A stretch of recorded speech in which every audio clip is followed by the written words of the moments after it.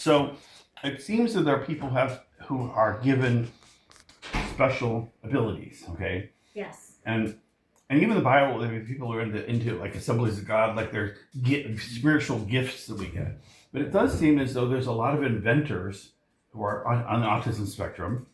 And so, like, the other thing is this girl, Kat, who's also a big Meg Myers fan. She's been reading these books about how oftentimes people who are autistic have abilities to be, to talk to spirit guides, or they have abilities to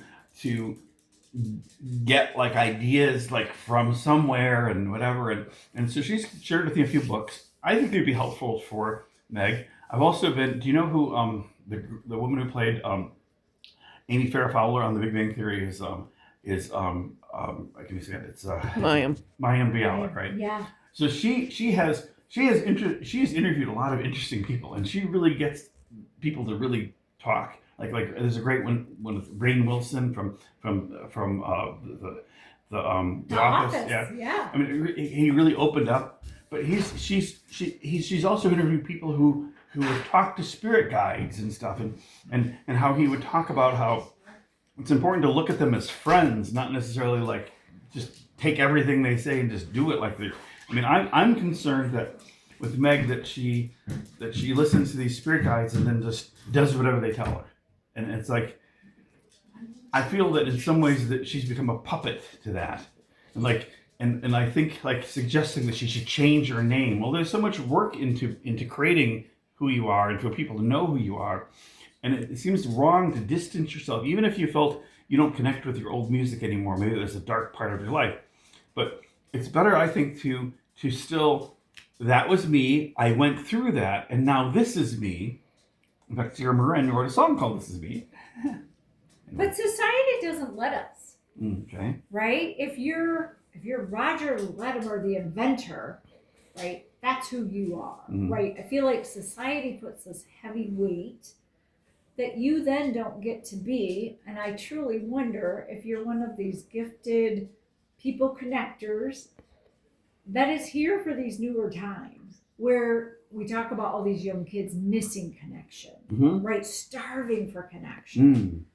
And so what if you are this person that helps us usher in that, but we have you so locked into, well, no, you're this super crazy genius that invents things. Like that's the only paradigm you live in.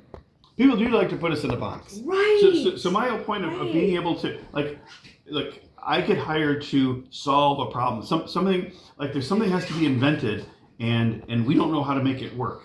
And so I'll come out and make it work. But that same gift can be used for like how can like in the example of Meg Myers is like how can I make her career work? I mean, I actually just a couple days ago I went on AI and asked how can Meg Myers be more successful? And it was interesting, a whole step-by-step thing of how Meg Myers could be more successful. I mean, I put it on her social media, and it's like, wow, there are some great ideas. But and most of them seem quite obvious, but one of the things is that, very specifically, that her audience is very passionate about her specifically, because she's kind of a quirky person, and she relates to some quirky people. Like she relates to people on the spectrum. She relates to people who've gone through emotional trauma. So even though her fan base isn't really big, and it has been kind of big at times because she has that #1 song from 2020, is that people feel very strongly about her. And so the point is that one of the big mistakes is to not tap into those people who are very passionate about her, and they can help her with ideas. I mean, I'm a creative person. I could come up with ideas. I mean, I think she could perhaps tour with a band that the band is open to playing along with her. It would save expenses because she wouldn't necessarily need another bass guitarist if she's a bass guitarist that's traveling with her, that can perform with her. You don't have to transport another person. Those are ideas.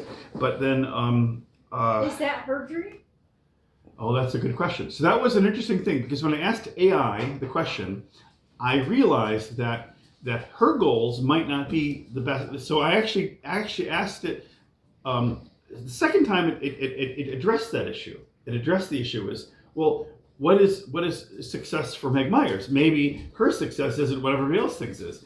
And then somehow that got I didn't save that one, and I did it again. Oh man! But the fourth time it came up again. Like, what would make Meg Myers success? So that one I did actually post that as my next post. The fourth time I asked the question, and so it's so one of the things is in one of her. So she has 2 songs that they're Can kind I? of new. I want to throw one thing in there to add some context. So first of all, Meg does know who Roger is. Not only did she go on the trip to Hawaii, but back, kind of even starting that, for Father's Day a year earlier, I had paid for her to do a cameo.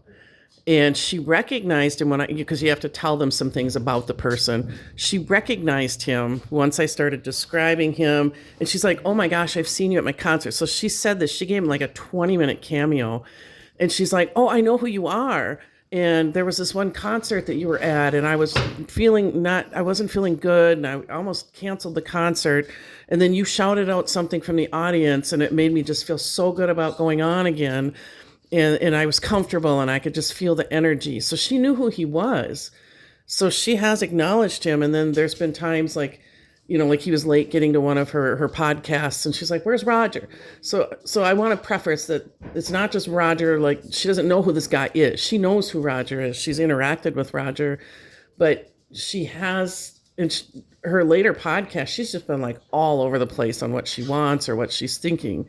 So that's Roger's trying to be a friend and reach out to her to say, Meg, here are some thoughts about what could help you. But to your point, is that what she wants? I don't know if she really knows what she wants. And then she also, like, if you don't have somebody, like, I kind of use the water analogy. You can lead a horse to water.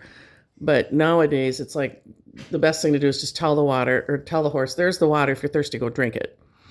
And we don't even know if Meg even knows where the water is. You know what I mean? But Roger's been trying to help her find it. And Well, Can you move your car? oh, You have to take Braxton home. No, they want to shoot baskets.